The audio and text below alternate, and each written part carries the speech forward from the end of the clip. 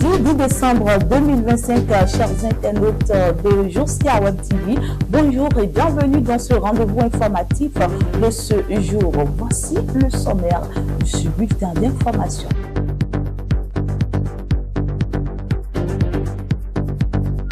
Tentative de coup d'État déjouée au Bénin, retour au calme ce mardi, libération de 2 officiers retenus et poursuite des investigations.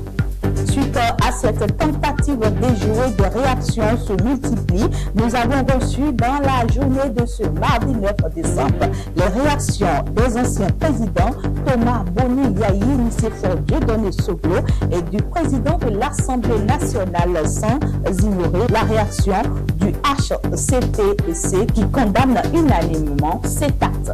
Mobilisation internationale, la CEDEAO, l'ONU et la France expriment leur soutien aux institutions béninoises. Voilà pour le sommaire de développement. C'est dans un court instant.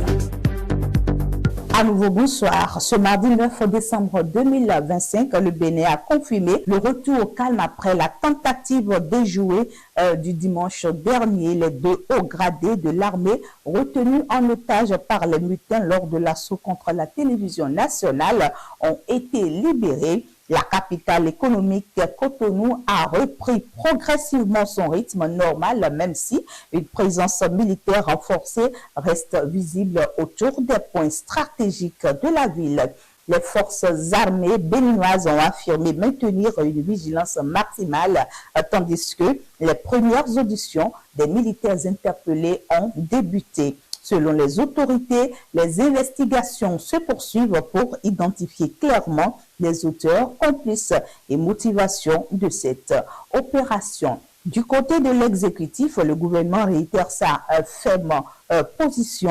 Aucune tentative de remise en cause de l'ordre constitutionnel ne sera tolérée. Le chef de l'État, Patrice Talon, appelle les populations au calme et à la confiance dans les institutions. Et dans cette journée du mardi 9 décembre, des réactions se sont manifestées. Et donc, l'ancien président Boni Yayi a réagi par un communiqué. Il condamne avec vigueur la tentative de renversement du pouvoir qu'il qualifie de grave dérive.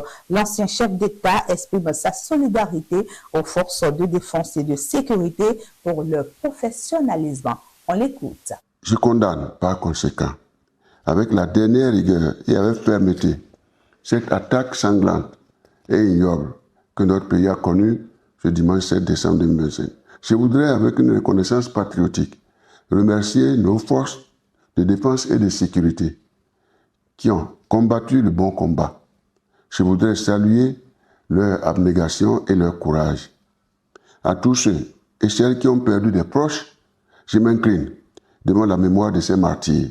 Et j'adresse par la même occasion mes sincères condoléances à toutes ces familles éplorées. J'appelle notre peuple au calme et à la sérénité. La paix, plus qu'un mot, doit nous habiter en tout temps et en tout lieu. Je voudrais enfin bénir le Seigneur pour l'amour incommensurable qu'il témoigne une fois encore à l'endroit de notre peuple. Dieu est amour et paix. Puisse cette paix régner durablement sur notre pays. Réaction du président de l'Assemblée nationale, Louis Vlavonou, qui a également condamné cette initiative de prise de pouvoir par la force. Il souligne l'importance de préserver les acquis démocratiques du pays et salue l'intervention rapide des FDS. Dans la même journée d'hier, le Haut Commissariat à la prévention et à la corruption a publié un communiqué. L'institution condamne fermement l'acte et appelle à la vigilance citoyenne, rappelant que toute forme de déstabilisation institutionnelle est un danger pour la nation. Du côté de Ouidah, les fils et filles de cette capitale historique se sont levés comme un seul homme pour dire non à jamais au renversement du pouvoir par la force. Il est chef de guerre parce que pendant la crise, il est resté debout au sein de la population pour dire jamais, jamais, plus jamais ça. Et au nom de toutes les populations de la commune de Ouidah, vous dire un sincère merci. Merci pour avoir compris que notre pays doit être un pays de paix, un pays de prospérité, Un pays qui se développe dans l'harmonie, la solidarité, la fraternité de ses enfants du nord au sud et de l'est à l'ouest. C'est pour cela que vous êtes levé comme un seul homme pour venir dire non, plus jamais de coup d'État dans notre pays. À l'international, la France a confirmé avoir apporté un appui logistique de surveillance à la demande des autorités béninoises. Une assistante technique qui a permis de renforcer l'action des forces loyalistes lors de l'opération de dimanche dernier de Danson. La CEDEAO, dans son communiqué de ce mardi, condamne la tentative et annonce un déploiement prochain d'une force régionale destinée à soutenir la stabilité au Bénin et dans les pays membres de l'institution.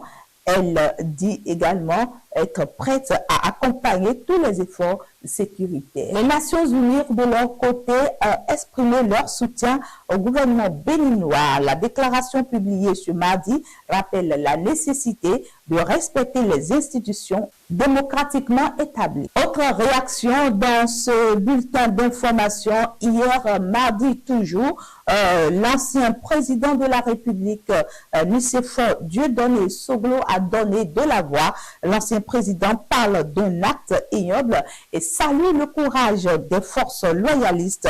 Il appelle les Béninois et les Béninoises à rester unis et à défendre la démocratie chèrement acquise. Et salue le courage et la détermination dont ont fait preuve le président de la République et les forces de défense et de sécurité dans la gestion de cette situation, surtout qu'il n'est pas candidat à un troisième mandat. En cette circonstance, j'exprime ma proximité au président et le félicite pour avoir su coordonner avec le commandement militaire les opérations qui ont permis de montrer une fois de plus la solidité de notre pays face à cette épreuve. Aucun projet politique ne peut justifier la violence, encore moins le sacrifice de vies innocentes.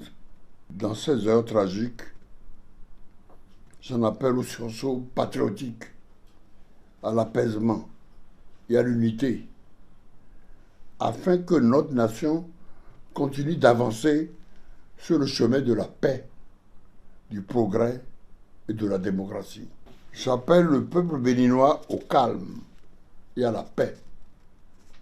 J'invite les Béninoises et Béninois à apporter leur adhésion ainsi que leur soutien au président Talon et à son gouvernement pour la poursuite de l'œuvre de modernisation et de construction du développement économique et social durable du Bénin. En ces moments de douleur et d'épreuve, je tiens à exprimer ma compassion la plus sincère aux familles éplorées.